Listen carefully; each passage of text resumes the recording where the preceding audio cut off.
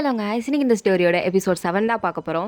போன பாட்டு இதோட கம்ப்ளீட் பண்ணியிருந்தேன்னா ஃபைனலி இந்த மிஸ்ட்ரி மேன் யாருன்னு ரிவீல் ஆகியிருந்திருக்கும். அது சஞ்சய் தான், மீராவோட எக்ஸ் பாய் ஃப்ரெண்ட். ஸோ அவங்க 2 பேருக்கு ஆல்ரெடி என்கேஜ்மெண்ட் ஆயிருக்கும் அப்படின்னு எல்லா உண்மையும் அவர் வந்து சொல்லிட்டு போயிருந்திருப்பாரு. அர்ஜுன் அப்படியே ஒரு மாதிரி உடஞ்சி போயிருந்திருப்பாரு. அதோடு இந்த பாட்டை கம்ப்ளீட் பண்ணியிருந்தேன். So let's continue the part 7. Sorry Arjun, உங்களை நான் ஏமாற்றணும் இல்லை கஷ்டப்படுத்தணும்னு நினைக்கல. சாரி. இல்லை மீரா, எனக்கு பயமாக இருக்குது. எங்கே உன்னை இழந்துடணும்னு எனக்கு பயமாக இருக்குது அப்படின்னு அர்ஜுன் ஓப்பனாகவே சொல்லிட்டாரு. இதை கேட்டதும் மிராக்கு ஒரு மாதிரி கஷ்டமாக இருக்குது. ப்ளீஸ் இப்படி சொல்லாதீங்க அப்படின்னு மிரா சொல்கிறா. ஏன் நான் அப்படி சொல்லக்கூடாது அப்படின்னு அர்ஜுன் ரிட்டன் கேட்கும்போது, பிகாஸ் இந்த மேரேஜுக்கு எக்ஸ்பிரி டேட்டுன்னு ஒன்று இருக்குது, அதோட எல்லாம் முடிஞ்சிடும் அப்புடின்னு சொல்லிட்டு மிரா அங்கேருந்து போயிட்டா. அர்ஜுனுக்கு ஆனால் இதெல்லாம் ஏற்றுக்கவே முடியல. தனியாக பால்கனி நின்று அவர் பாட்டுக்கு உட்காந்து யோசிச்சுட்ருக்காரு. ஃபர்ஸ்ட் டைம் மிராவை பார்க்கும்போது பார்க்குறதுக்கு ரொம்ப வித்தியாசமாக இருந்திருப்பா. மற்ற பொண்ணுங்க மாதிரி இல்லை. வாண்டடாக வந்து பேசியிருக்க மாட்டா, வாண்டடாக எதுவுமே பண்ணியிருந்திருக்க மாட்டா. அப்படியே நடக்கிறது நடக்கட்டும் அப்படின்னு ரொம்ப நேச்சுரலாக ரொம்ப சிம்பிளாக இருந்திருந்திருப்பா. அதுவே அர்ஜுனுக்கு லைட்டாக பிடிச்சிருந்துருக்கும். அதுக்கப்புறம் அவளை மேரேஜ் கூட பண்ணியிருந்திருப்பார். அவள் சிரித்தது, அவர்கிட்ட பேசினது, அவள் அழுதது, அவளோட வீக்கான அந்த பாடி கண்டிஷனையும் நம்மக்கிட்ட காமிச்சிக்காமல் நம்ம அவ்வளோ கேர் பண்ணி பார்த்துக்கிட்டது. அண்ட் அடிக்கடி அவள் கீழே விழும்போது போய் பிடிக்கிறது. அண்ட் ஸ்மால் அந்த ரொமான்டிக் மூமெண்ட்ஸ்லாம் நடந்திருக்கும் இல்லையா? ஸோ அதெல்லாம் அப்படியே ரிப்பீட்டடாக அர்ஜுனோட மைண்டுக்கு ஞாபகம் வந்துக்கிட்டே இருக்குது. லைட்டாக கண்ணீரும் விட்டுறாரு. இது கான்ட்ராக்ட் மேரேஜ். ஆமாம், நான் தான் அவகிட்ட சொன்னேன், காதல்லாம் வேண்டாம், கான்ட்ராக்ட் மேரேஜ் மட்டும் பண்ணிக்கலாம் அப்படின்னு சொன்னேன். ஆனால் இப்போ என்னாலே அதை அக்செப்ட் பண்ணிக்க முடியலையே. என்னாலே இது ஜஸ்ட் ஒரு வருஷம் கான்ட்ராக்ட் மேரேஜ் அப்படிங்கிறத சுத்தமாக அக்செப்ட் பண்ண முடியல அப்படின்னு சொல்லிட்டு அவர் ரியலி ஃபீல் பண்ணிட்டார் Arjun. Because he loves Meera really. First time ஒரு பொண்ணு மேலே இந்த மாதிரி ஃபீலிங்ஸ் வந்திருக்கு. ஸோ அதனால் அவரால் அதை சுத்தமாக ஹேண்டில் பண்ண முடியல. அவருக்கு மீரா வேணும், ஆனால் எக்ஸ் கூட போயிடுவாளோன்ற ஒரு பயம் அவருக்கு நிறையா இருக்குது. So next day morning Arjun கண் முழிச்சு பார்க்குறாரு. பக்கத்தில் மீரா இன்னும் தூங்கி எந்திக்கவே இல்லை. அவள் ரொம்ப டயர்டாக ஃபீல் பண்ணுறா. அது மட்டும் இல்லாமல் அவளுக்கு ஹெல்த் கண்டிஷன் இப்போ சரியில்லையா இல்லையா. ஸோ அதனால் அவளால் குக் பண்ண முடியாதுன்னு தெரிஞ்சுட்டு அர்ஜுன் லேப்டாப்பு ஃபோனெல்லாம் சர்ச் பண்ணுறாரு. மிராவோட அந்த ஹார்ட் பேஷண்ட், அவள் வந்து ஒரு ஹார்ட் பேஷண்ட் தானே. ஸோ அவளுக்கு எந்த மாதிரி ஃபுட் கொடுத்தா பெஸ்ட்டாக இருக்கோ அதை எப்படிலாம் ப்ரிப்பேர் பண்ணணும் அப்படிங்கிற அந்த ரெசிபியெல்லாம் எடுத்துகிட்ருக்காரு. ஸோ ஒரு வழியாக ரெசிபிலாம் எடுத்து கிச்சனுக்குள்ளே போய் எதையோ போட்டு சமைக்கிறாரு. பாவம், அவருக்கு ஸ்டவ் ஆன் பண்ணவே சரியாக தெரியல. கஷ்டப்பட்டு அதை எப்படி ஆன் பண்ணுறது அப்படின்னு அதையும் பார்த்து ஆன் பண்ணி சமைச்சு காய்கறியெல்லாம் ஒழுங்காக ஸ்லைஸ் கூட பண்ண தெரியல. ஏதோ எத்தலங்கொத்தலமாக வெட்டி போட்டு ஆயில் எவ்வளோ ஊற்றணும் அப்படின்னு அப்படியே 0.5 அளவு மெஷர் பண்ணி ஊற்றி அப்படியே போட்டு குக் பண்ணிகிட்ருக்காரு. பட் கிச்சன் பயங்கர நாஸ்தியாக இருக்குது. சுத்தமாக சொல்லலாம் எந்த பொருள் எங்கே இருக்குன்னு கூட அர்ஜுனுக்கு தெரியல. ஸோ அதை குழப்பி அப்படியே கிச்சனையும் ரொம்ப கேவலமாக ஆக்கிட்டாரு. மீரா கொஞ்ச நேரம் கழிச்சு தான் கண்ணு முழிக்கிறா. டைமை பார்த்துட்டு, ஐயோ டைம் ஆயிடுச்சு, அர்ஜுனுக்கு வேறு பேக்கஸ் பண்ணி தரணும், ஐயோ என்னால் வேறு முடியல அப்படின்னு கஷ்டப்பட்டு இருந்துச்சு. ஸ்டெப்ஸ்லேருந்து கீழே இறங்கி வரா. அப்போ யாரோ கிச்சனில் குக்கிங் பண்ணுற சத்தம். யார் அது அப்படின்னு கிச்சன் எட்டி பார்த்தா அர்ஜுன் சமைச்சிட்ருக்காரு. அதையும் தாண்டி அவர் ஃபேஸ் லீஸில் மாவெல்லாம் இருக்குது. கிச்சன் நாஸ்தியாக இருக்கிறத பார்த்து பயங்கரமாக சிரிக்கிறா. அப்போ அர்ஜுன் திரும்பி பார்க்குறாரு. இவ சிரிக்கிறத பார்த்ததும், என்ன சிரிக்கிற, பின்ன நீங்கள் பிஸ்னஸ் ரன் பண்ணுங்கள், ஆனால் கிச்சனில் இல்லை, கிச்சன்லேருந்து ஏதாவது புது பிஸ்னஸ் ஸ்டார்ட் பண்ண போகிறீங்களா என்ன, இவ்வளோ கேவலமாக்கி வச்சுருக்கீங்க. ஃபார் யூ, உனக்காண்டி தான், உனக்காண்டி ஏன் நான் சமைக்கக்கூடாதா, ட்ரை பண்ணலாமே அப்படின்னு சொன்னதும் அப்படியே மீராக்கு லைட்டாக ஒரு மாதிரி ஷையாக ஃபீல் ஆகுது. அப்படியே அர்ஜுனை பார்க்குறா. அர்ஜுனும் அப்படியே மீராவை பார்க்குறாரு. அப்போ கரெக்டாக தீர வாட வருதா. உடனே மீராவா லைட்டாக கருகுது, கொஞ்சம் அதை பார்க்குறீங்களா அப்படின்னு சொன்னதும் ஓகே அப்படின்னு சிரிச்சுட்டே அதையும் பார்க்குறாரு. ஃபைனலி மீராவை எந்த வேலையும் செய்யவில்ல. அவரே டைனிங் டேபிளில் உட்கார வச்சு சாப்பாடெலாம் எடுத்து வைக்கிறாரு. பார்க்குறா. காஃபி வேணும் எனக்கு. நீ காஃபிலாம் குடிக்கக்கூடாது. தென் என்ன குடிக்கிறது, இந்த மில்க் தான் குடிக்கணும். இது எதுக்கு, எனக்கு இதெல்லாம் வேண்டாம், எனக்கு காஃபி தான் வேணும். ம்ஹ்ம். அதெல்லாம் நீ குடிக்கக்கூடாது. இததான் குடிக்கணும். அர்ஜுன் சொல்றத கேட்பியா மாட்டியா? இதே குடி அப்படின்னு ஆர்டர்லாம் போடுறாரு. மீராவும் சரி அப்படின்னு அதெல்லாம் குடிக்கிறா. பிரேக்ஃபாஸ்ட் சாப்பிட்டு பார்க்குறா. லைட்டா கருகிருக்கு. பட் ஐ லைக் இட் அப்படின்னு சொல்றா. ரியலி ரொம்ப கருகிடுச்சா? ம். நீங்க சமையல்ல அந்த அளவுக்கு குட் கிடையாது. பட் நல்லா ட்ரை பண்ணியிருக்கீங்க. ஆமா. எல்லாம் உனக்காண்டி. Everything for you. I can do anything அப்படின்னு சொல்லும்போது மீரா அப்படியே சிரிச்சுட்டே ஓகே அப்படின்னு சொல்லிட்டு சாப்பிட்றா.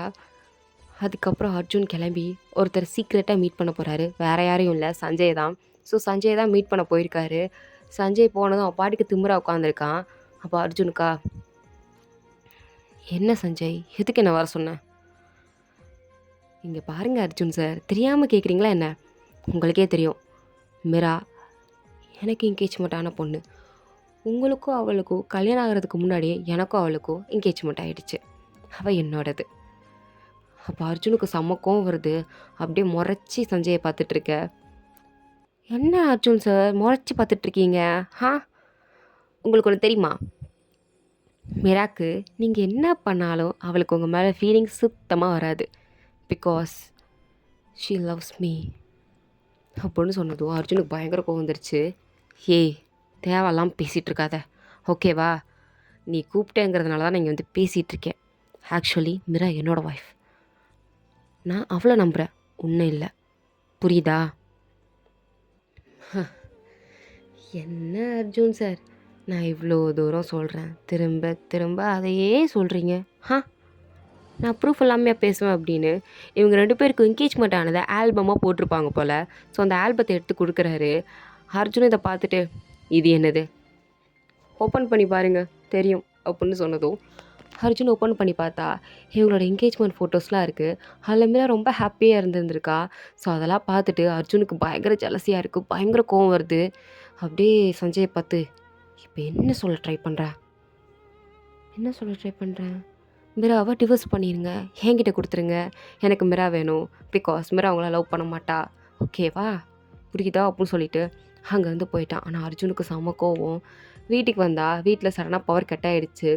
மிராவா, இந்த கரண்ட்டுக்கு இதே வேலையாக போச்சு, அடிக்கடி கட் ஆகுது அப்படின்னு கேண்டில் ஒரு டார்க்கான பிளேஸில் சேர் போட்டு தேடிக்கிட்டு இருந்திருப்பா. பட்டு அந்த கேண்டில் கிடைக்கிற மாதிரியே இல்லை. என்னடா கேண்டில் கிடைக்கல அப்படின்னு ஏதோ சத்தம் கேட்குதுன்னு பின்னாடி திரும்பி இருப்பா. அர்ஜுன் தான் வந்திருப்பாரு. ஸோ அந்த சத்தம் கேட்டு திரும்பி இருந்திருப்பா.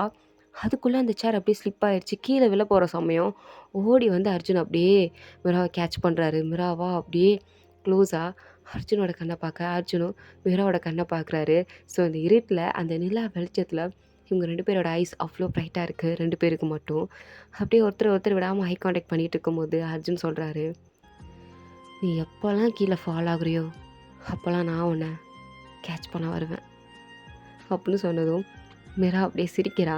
சிரிச்சுட்டே அர்ஜுனை பார்க்குறா. ஆல்மோஸ்ட் 2 பேரும் அப்படியே கிஸ் பண்ணுறதுக்கு ஐஸும் பார்த்துட்டு அப்படியே கிட்ட வராங்க. அப்படியே லைட்டாக அவங்க நோஸ்லாம் டச் ஆகுது. அப்படியே லிப்ஸ் டச் ஆகுற சமயம் பவர் வந்துடுச்சு. அப்படியே நிரா அர்ஜுனை விட்டுட்டு அங்கேருந்து அப்படியே திரும்பிட்டா. 2 பேருக்கும் செம்ம ஆக்வர்டாக இருக்குது. பட் 2 பேரும் அந்த ஆக்வர்டை சமாளிச்சுட்டு அங்கேருந்து போயிட்டாங்க. அப்போ மிராக்கு ஃபோன் வந்திருக்கும். ஸோ அங்கேருந்து சைலண்ட்டாக சீக்ரெட்டாக பேசிகிட்டு இருந்திருப்பா. இதை அர்ஜுன் பார்க்குறாரு. யார்கிட்ட பேசிகிட்டு இருக்கா? அப்போ அவங்ககிட்ட தான் பேசிகிட்டு இருக்கா போல் அப்படின்னு அர்ஜுன் நினச்சிட்டு அவகிட்ட ஆக்சுவலி அந்த ஆல்பம் இருந்திருக்கும். வீட்டுக்கு எடுத்துருந்துருப்பார். சண்டை போடலாம் தான் நினச்சிருந்துருப்பார். பட் இந்த ரொமான்டிக்கு கொஞ்சம் லைட்டாக நடந்ததால் மறந்துருப்பார். பட் இப்போ ஞாபகம் வந்துருச்சு. உடனே மிரா கிட்ட வந்து ஃபோனை வாங்கிட்டு, யார்கிட்ட பேசிகிட்டு இருக்க? அப்போ நீ இன்னும் அவங்ககிட்ட காண்டாக்டில் தான் இருந்துகிட்டு இருக்கியா? அர்ஜுன், நீங்கள் என்னை நம்பவே மாட்டிங்களா? உங்களுக்கு என்ன தோணுதோ அதை தான் பேசுவீங்களா? நீ பேசாத மிரா. அப்போ இதுக்கு என்ன அர்த்தம் அப்படின்னு அந்த ஃபோட்டோஸ் எல்லாம் அப்படியே டேபிள் மேலே தூக்கி போட, இது எல்லாத்தையும் அப்படியே மிரா அப்படியே ஷாக்கிங் கூட பார்க்குறா. பார்த்துட்டு, இது இது எல்லாம் உங்களுக்கு எப்படி கிடச்சிச்சு? Stop it Mira. திரும்ப திரும்ப என்கிட்ட போய் சொல்லிட்டு இருக்காத. உண்மையை சொன்னால் தானே எனக்கு தெரியும். அர்ஜுன், அது இங்கே பாரு, நீ சொல்ல போறியா இல்லையா? சஞ்சய் யாரு? நீ என்ன அவனை தான் லவ் பண்ணுறியா? அப்போ அவனுக்கு அவள் தான் வேணுமா? அப்போ ஏண்டி என்ன கல்யாணம் பண்ணிக்கிட்ட? என் லைஃப்குள்ளே ஏண்டி வந்த? அப்போ ஏண்டி என்கிட்ட சிரிச்சு பேசுகிற அப்படின்னு பைத்தியம் மாதிரி அவர் கேட்டுட்டு இருக்கும்போது மிரா கட்டுப்பாயிடுச்சு. அப்படியே கத்துறா. ஏன்னா அவன் என் வாழ்க்கையை நாசமாக்கிட்டான், அதனால தான் நான் உன்னை கல்யாணம் பண்ணிக்கிட்டேன் அப்படின்னு கத்துறா. இதை கேட்டதும் அர்ஜுன் அப்படியே சைலண்ட் ஆகி, என்ன சொன்ன நீ? இப்போ என்ன சொன்ன? ஆமாம், நீங்கள் நினைக்கிற மாதிரி நான் சஞ்சய் லவ் பண்ணேன் தான். அது முன்னாடி. பட் அப்படியே டைம் ஆக ஆக அவன் என்னை ரொம்ப அப்யூஸ் பண்ண ட்ரை பண்ணான். ரொம்ப அடித்தான். என்னை ரொம்ப ஃபோர்ஸ் பண்ணுவான். பட் நான் முடியாதுன்னு சொன்னால் என்னை அடிச்சுக்கிட்டே இருப்பான். என்னை கண்ட்ரோல் பண்ணுவான். இங்கே போகக்கூடாது, இங்கே தான் போகணும், அங்கே போகக்கூடாது அப்படின்னு ரொம்ப கண்ட்ரோல் பண்ணான். ஆக்சுவலி நான் உன்னை மேரேஜ் பண்ணிக்கிட்டது நீ கொடுக்குற அந்த வீட்டுக்கு அந்த காசு கண்ணிலாம் கிடையாது. எனக்கு அது எதுவுமே வேண்டாம், நீயே வச்சுக்கோ.